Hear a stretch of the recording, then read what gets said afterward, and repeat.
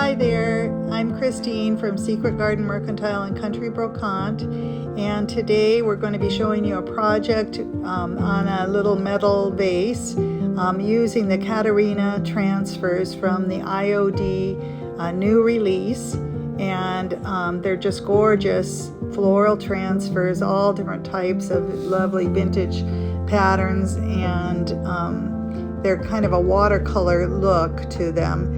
They're just wonderful florals. There's violets there that I put on the one side, and roses, old roses, and pansies. And now we're going to apply a yellow rose as well to the other side.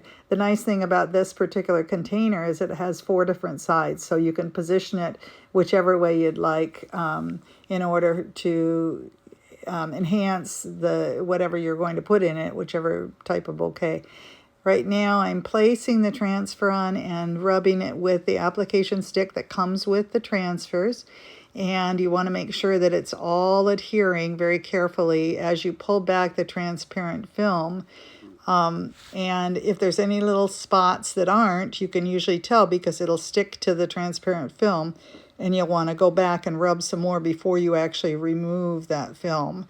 Nice firm pressure on the transfer to make sure that it all adheres, and this one is going very nicely. I'm using Amy Howard at Home one-step chalk paint, and it has a lovely finish. Now I'm burnishing it also with the transparent sheet that comes with the transfer, and I use the glossy side of it to burnish it, and checking it with my fingers to make sure also that everything is adhered really well.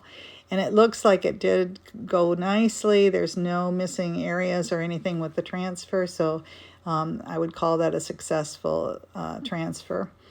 Now looking at all the different sides to make sure that everything looks perfectly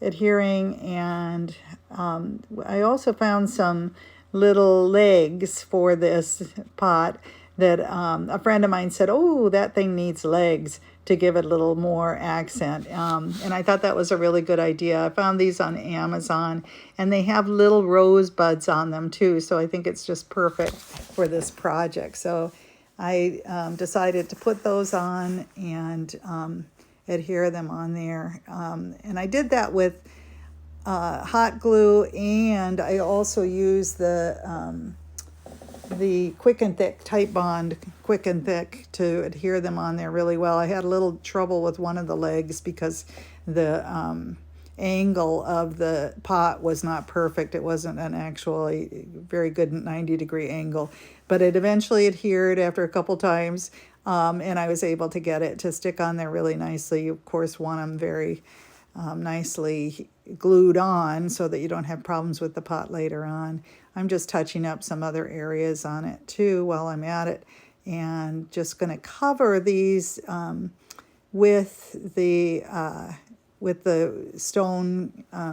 stoneware paint over those as well, because I'm actually going to use a glaze over that too to accent them once I get all that stoneware on there. And I want to make sure that it dries really well too before I go to the next step. The main thing is to get good coverage right now of those little legs, so that's what I'm doing in these shots.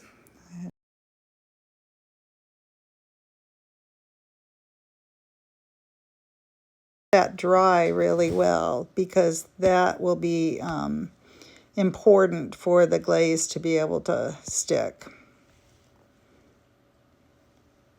Here's the Paint Couture Glaze, and it's an antiquing glaze, and it's called Verde Green, and it works really nicely for these types of projects because it is it looks like kind of almost like a patina when you put it over the other paint. And you'll see that I use a wet wipe also to pull back and pull off some of the excess. So you can put it on quite heavily, which is what I'm doing here, making sure that I get really good coverage on the legs. And I'll just go ahead, and then I'm going to pull it off of the paint underneath it. And all that will be left of it is the Verde green will be in the little indentations of the metallic legs there. So it's really nice because it really accentuates the texture. And you can use this glaze on other things that have lots of texture that you want to show. For example, on fancy frames, you can use the glaze and you can paint a lighter color underneath it and then use a darker glaze on a textured frame, and it really makes it look spectacular. And you can wipe it back as much as you want or as little as you like, depending on your preferences. So you can use your artistic decisions in terms of how you want things to work for your projects, and it's really kind of a neat product to be able to use. I do have all of these products available here at Secret Garden Mercantile. I'm a full stockist for IOD products as well, and online, as well as here at the farm at our little shop and studio. And then I also have a full line of Amy Howard at Home paints, which is the one-step paint that I used for this pot, and it adheres really well to all different surfaces with very minimal prep work. And then also here I'm actually painting the little rope design that's at the top of the vase also, to give it a nice accented look. So that's what I'm doing now, and I'm using the same process to actually wipe it down.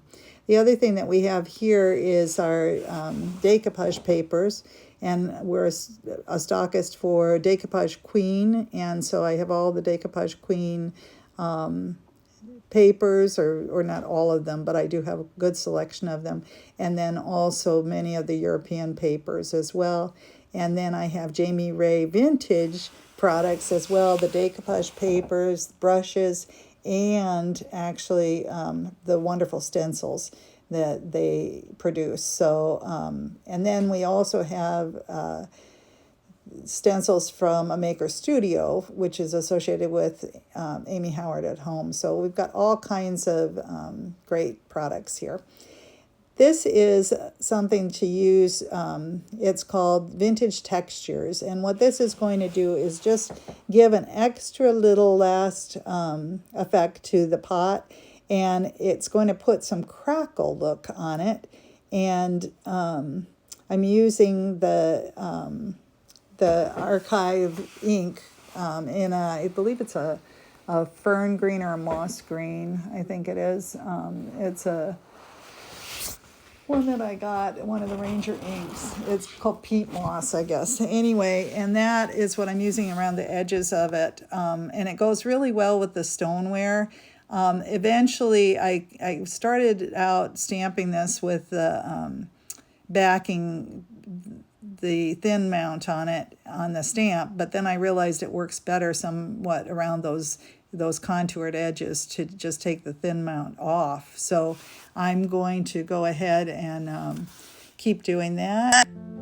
And then I'm going to let you folks enjoy the music while I keep stamping away at my pot. And I hope that you enjoyed the video and will visit our shop at secretgardenmercantile.com. Thank you.